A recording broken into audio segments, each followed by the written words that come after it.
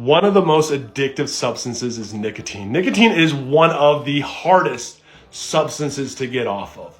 I started smoking at right around 14, 15, and I didn't quit smoking until I was actually 40 years old, actually, when I quit smoking.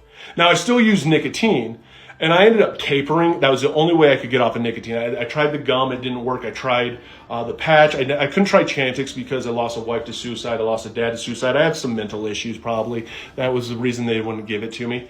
And I failed so many different times, but I figured I would try tapering, and that actually worked for me. I have a program, link is in the bio, it's called Nix.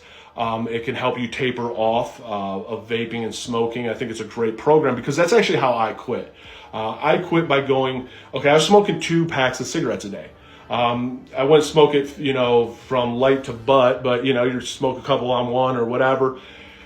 Now, it was hard because I had to break the habit and break the nicotine. When I started using patches and stuff, it allowed me to take on the habit first. I had to change up the habits. That's still why I chew a bunch of gum. But then all of a sudden I had to take on the nicotine, and how tapering works is you go, okay, I started with 8 milligrams, then I went down to 4 milligrams, stayed there for about a year almost, and then went to 2 milligrams, and then you go cold turkey, and you're going to go with whatever you're using for oral fixation. I am nicotine free since February 16th of 2024. So that was my big accomplishment this year, was to get fully off of nicotine. I'm proud that I was able to do it. But it wasn't easy. It was a lot of work.